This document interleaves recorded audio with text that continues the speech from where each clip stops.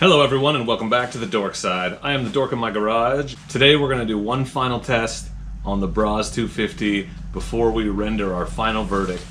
So I'm going to do something a little crazy and probably something that most people who buy this bike won't actually need to do, but I'm about to take this Chinese Brozz 250 dual sport motorcycle on the freeway.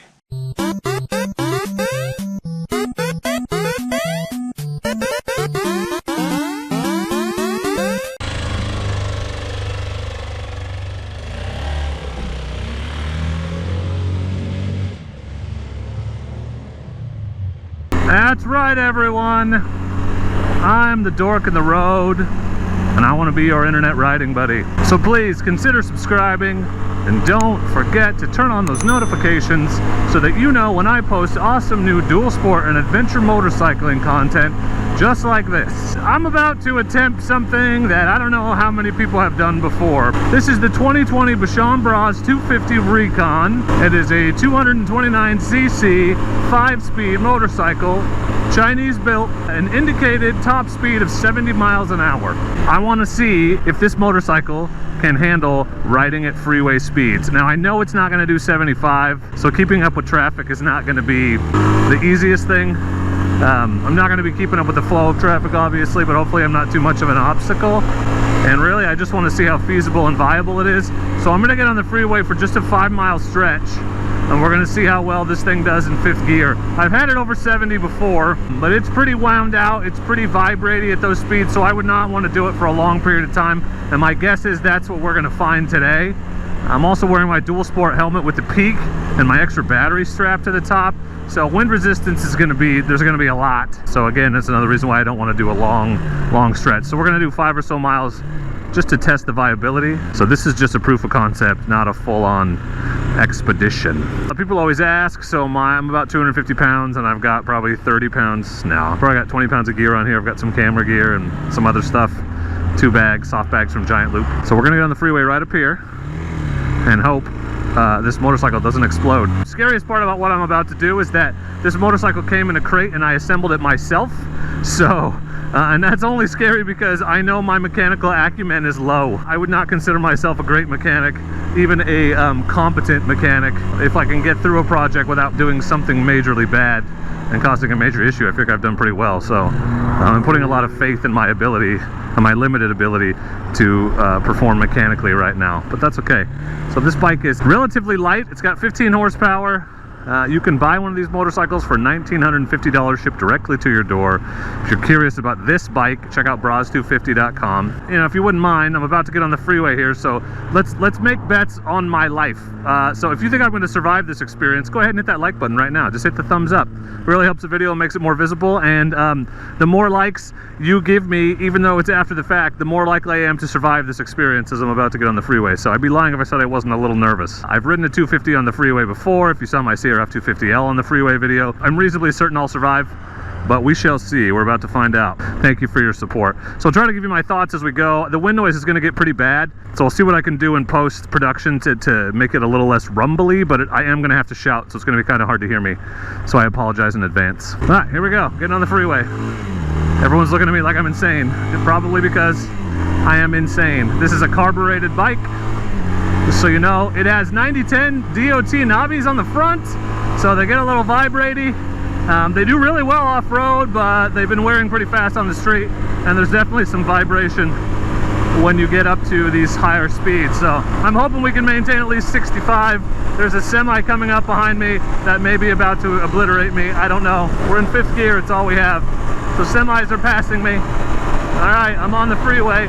It is pinned right now. 65 miles an hour at 7 grand. Well, something people always ask about is, do you get blown around by bigger trucks? Hell yes you do on this bike. It's really light. It's about 260 pounds, I think. And so there's not a lot of weight to anchor you, keep you steady. I'm wobbling all over. The wind is definitely affecting me. There is maybe a minor crosswind, but for the most part, the wind I'm getting is coming off of the other vehicles. 70 miles an hour I'm doing right now, which is the avowed top speed of this bike. I'm not going to push it too hard because, like I said, it's still in break-in, but it feels like I could get a little faster on a long stretch like this. maybe 72, 73. And I've heard these engines, they loosen up once they've broken in a little. I'm 160 miles on this engine right now. So I'm just I'm hoping it doesn't explode, trying to maintain 70 miles an hour. The seat on this bike is definitely wider and more comfortable than other dual sports that I've ridden. So that is a plus for this motorcycle. And stay tuned because I'm going to do a full comprehensive review of it if you're looking for more information on this bike.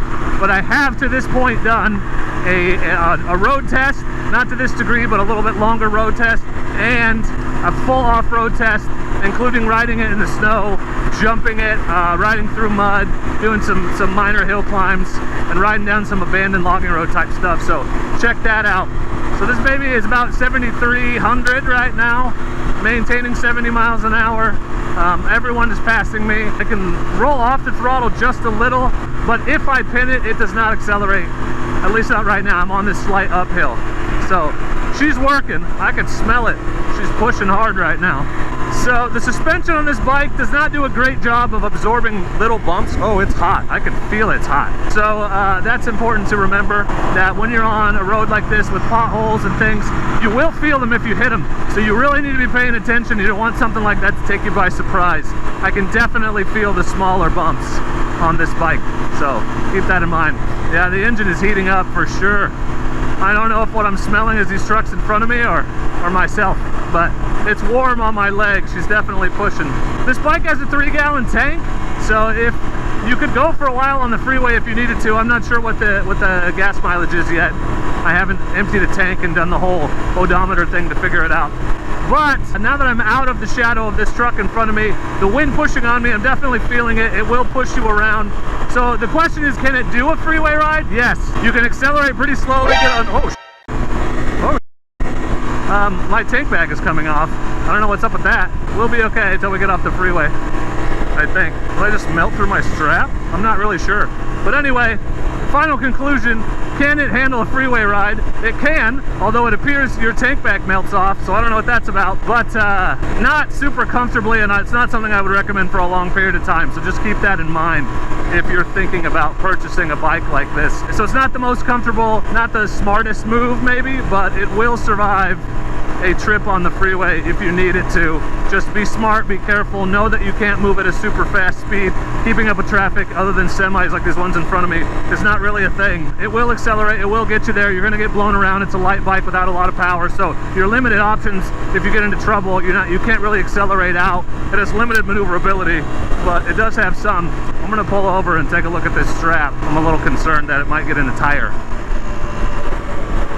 So we're gonna get off the freeway here, but we survived 5 miles on the freeway, no problems. We made it. All good news.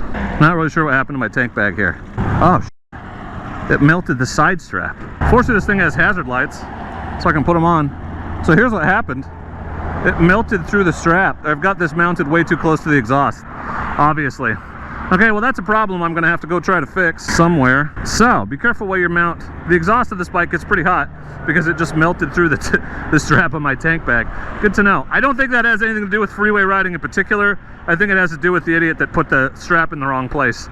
I tried to get it away from the exhaust, but it's clearly a lot hotter than I thought. And obviously it's heating up right now because we're here on the freeway. But anyway, as far as whether or not you can ride it on the freeway, it's not comfortable, it's not super capable. It's not a question of can you do it comfortably or capably, or is it even recommended. It's a question of can you survive it, and you can. This bike will do freeway travel, but I wouldn't recommend doing it for much longer than I just did. It's got to be hard on these engines, and it's not comfortable, and frankly it's not super safe because you don't have that ability to accelerate out of trouble if you get into it. So that's my freeway adventure on this here Bashan Brozz 250.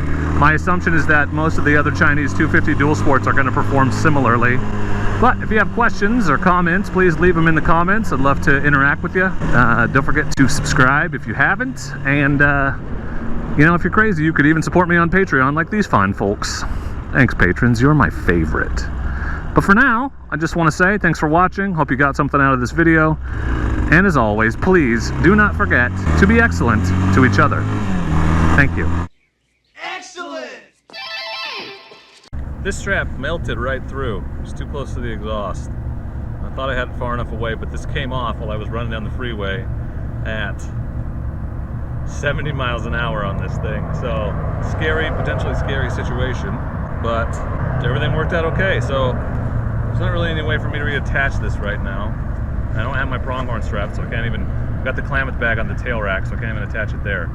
So I think I'm just going to tuck this strap back up inside here and limp home. That makes the most sense. So because I can take all back roads and I don't have to go that fast, so I can just keep nudging this bag back. It shouldn't be in my way too much. So that's what we're gonna do. A little sketchy though, more than a little sketchy what's going on here. So spook me a little. But we're gonna be okay. Everything worked out fine. So I'm gonna tuck it up in here. We are gonna head home, so we're not gonna get our other adventure in today, but that's okay. Because I'd rather be alive.